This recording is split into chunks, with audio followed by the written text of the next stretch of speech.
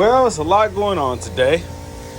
I'm actually starting off this day pulling out this 2003 CL55. I have not pulled this car out the garage in so long. It's probably been 6 months or so, maybe 7 months, that this car has seen the road. So why am I pulling this car out?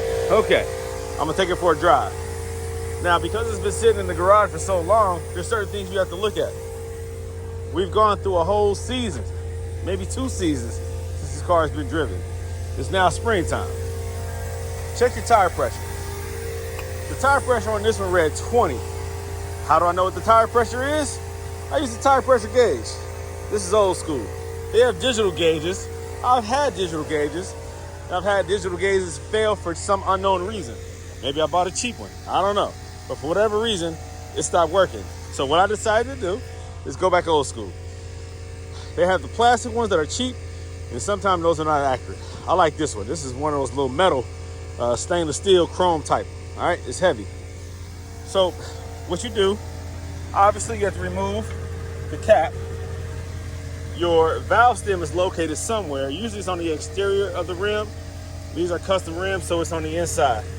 Some wheels, aftermarket wheels, have 2 stems, believe it or not. This set only has 1. I do have another set that has 2, just to let you guys know. It doesn't matter which one you choose though. You attach this way or this way. Some cars require you to go in this way. This car, go in like that.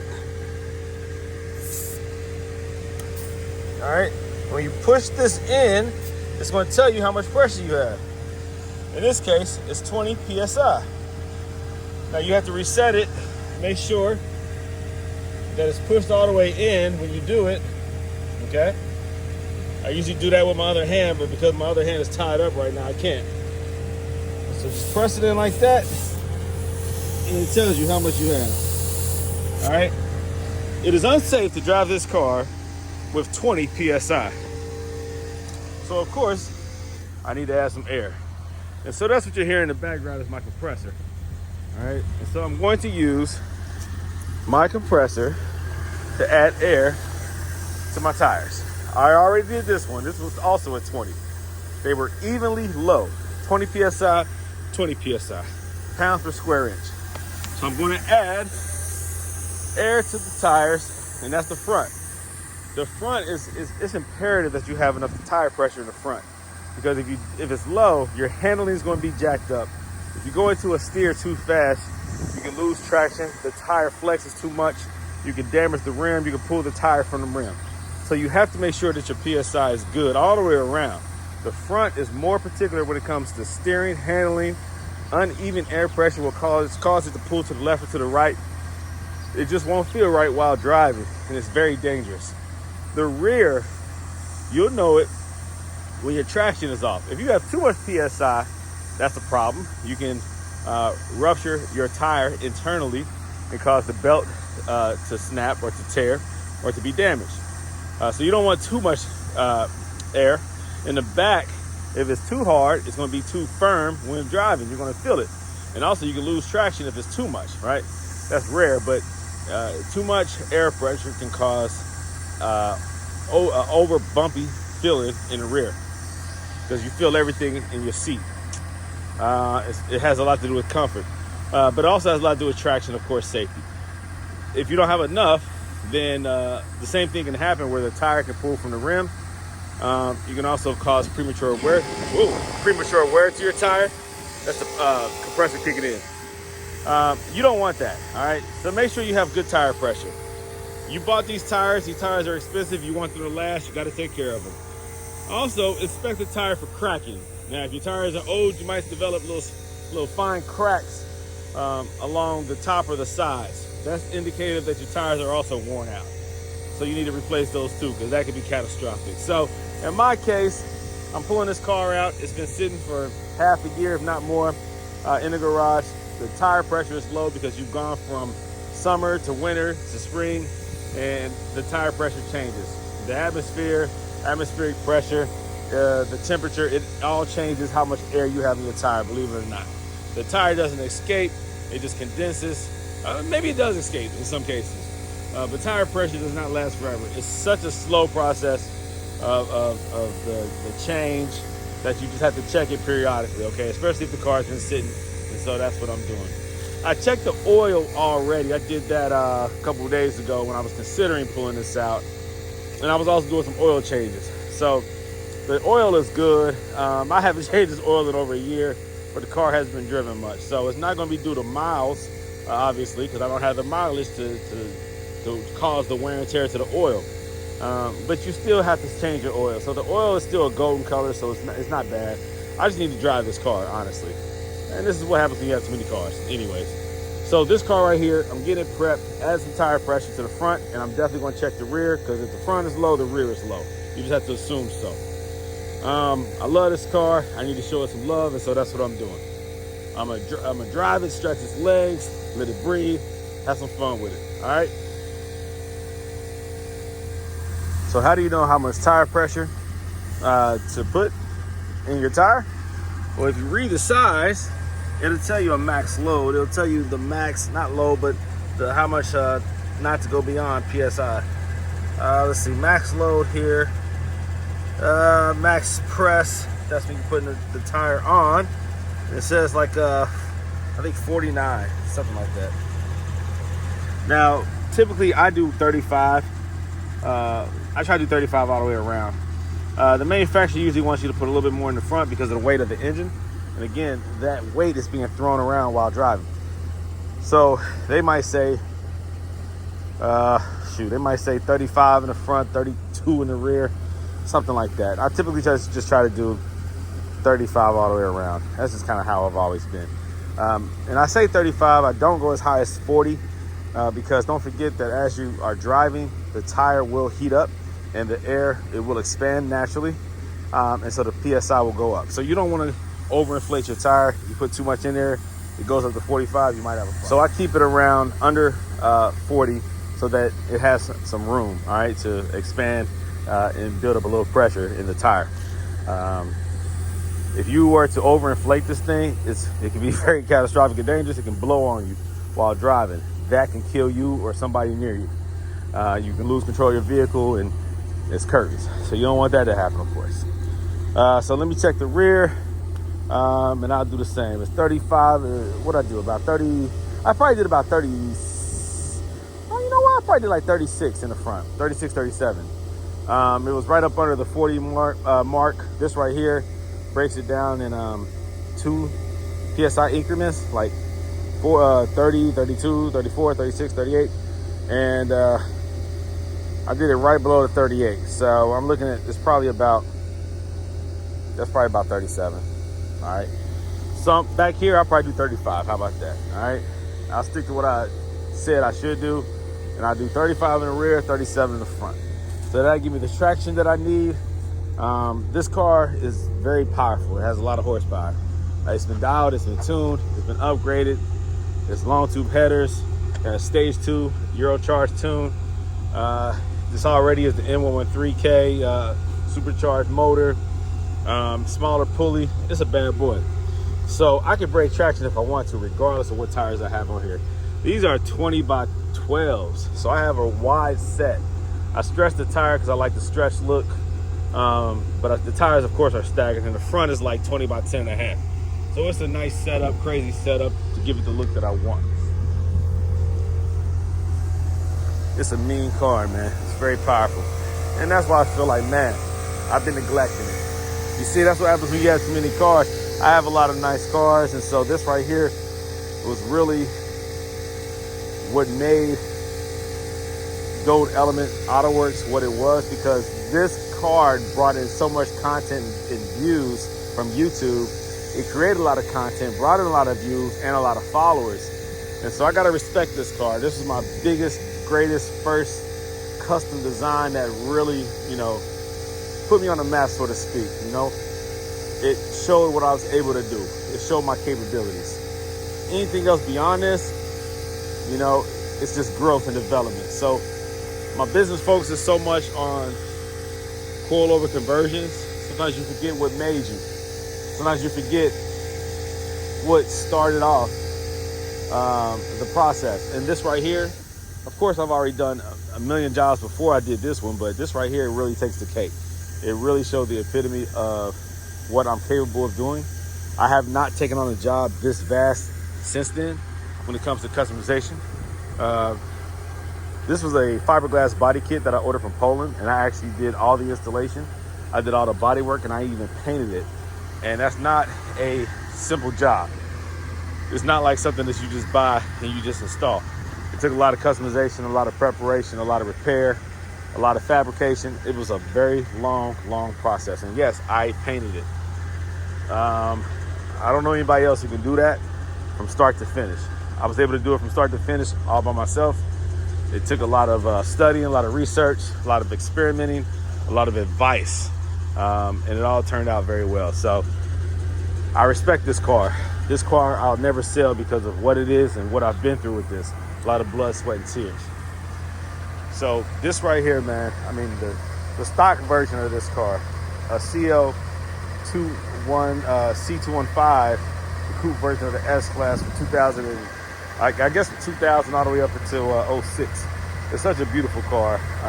It's just a beautiful car. The facelift from 03 to 06 is what you should buy if you are to buy one of these. If you have an earlier model, just take care of it because the modules are a little bit more finicky. It doesn't have the aesthetics regarding like the front headlights were different, and some of the other features are a little different, but overall the body style is the same overall, and it is a beautiful car. Very beautiful car. Like, you will love this coupe in its natural form. This is just a modified form. Wide body kit, you know. How much did the kit cost? It costs some money. It costs a lot of money.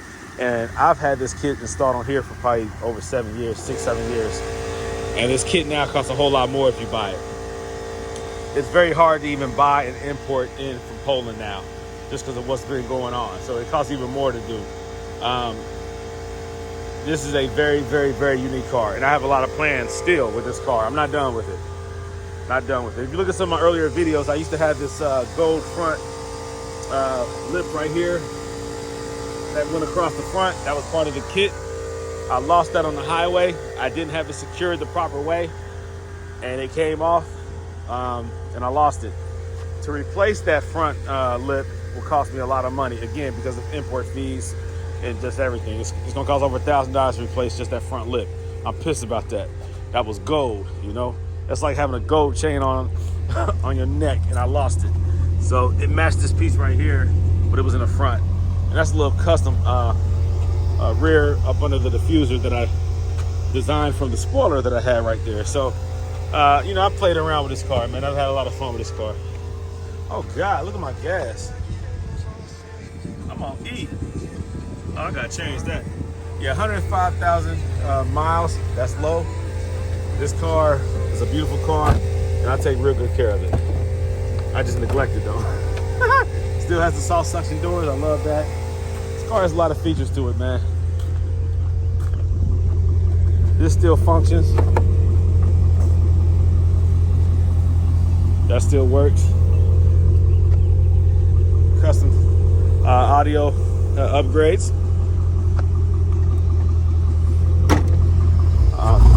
It likes to slam, I hate that.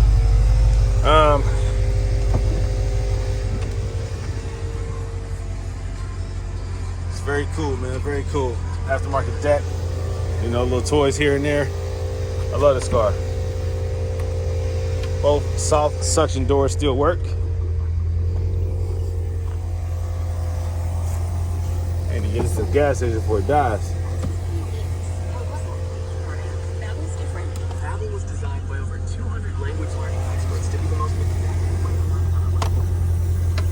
Yep, very beautiful. Of course, all these windows go down. It's a pillarless coupe. You don't see any steel right here, any support right here. The way this car is designed is all these windows go down, and it looks like a, it looks like a, that's what it looks like. It's very beautiful, man, very beautiful. It looks open with the roof back, the windows down. It's just a big open coupe. I love it. Magnesium top. They designed that right there so it wouldn't collapse if this car were to roll over. Or magnesium doors. Shoot, what is that top made out of? I used to know. It's a composite material, fiberglass, plastic material for a lot of the panels originally.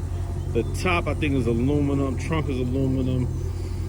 Shoot, the rear quarter panels are aluminum. Magnesium doors. I can't remember if the top is magnesium. I can't remember. But now this is fiberglass. Fiberglass bumpers all the way around. Still magnesium doors. Fiberglass hood. It's just really a cool car, man. I can't say it enough. It's just a cool car, bro. It's just a beautiful, beautiful, beautiful car. All right. So now, like I said, check the rest of the tire pressure. Then I'm gonna go ahead and give it a bath. And let me do what I need to do. All right. So I got her washed off. Now I'm rinsing her. I got her soapy. Now I'm washing her down. Getting her ready.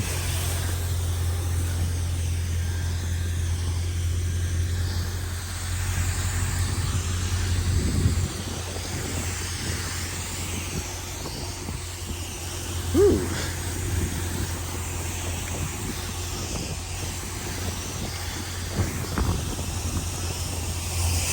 And sometimes you forget how nice your stuff is. You kind of get used to just having it. You gotta drive this stuff, man. Sometimes you do gotta wash it by hand. I know some of you all take yours through automatic car washes, and I do that sometimes with some of my other cars, but there's nothing like getting intimate with your car and washing it, you know, hands on. Every curvature, every angle, every body line, putting your hands on it, it's different. It's a little different. You fall back in love with your car. I can't wait to drive this bad boy, though. Woo, I can't wait to drive it.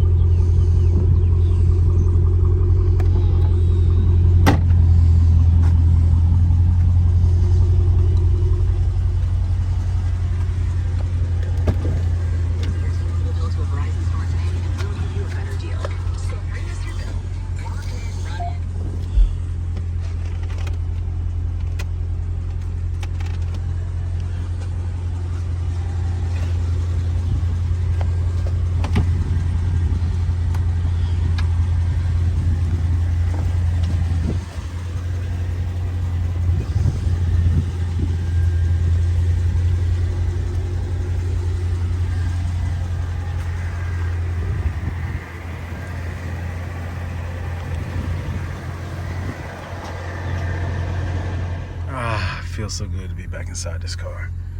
Goodness, I've not driven you in so long. Matter of fact, I said like 6 months ago. Honestly, I had that brake line issue, and so by the time I repaired the brake line issue, I pulled it out to drive around the corner, take some pictures and videos, but I never really drove it. I don't even remember if it was even on the highway or on the road, like less than a mile. So, I mean, that was the brake line rupture. Man, that might have been like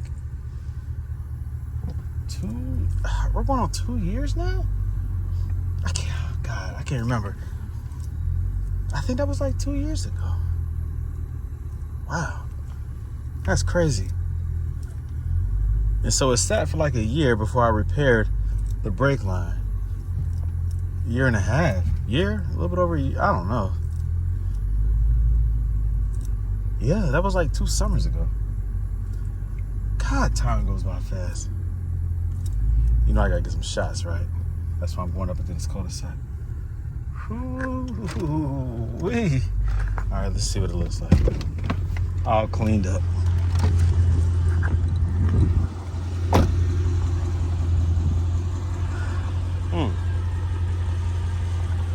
Man, you forget how beautiful something is until you start driving it again.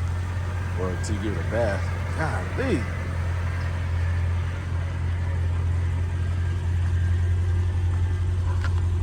What a gem. What a gem.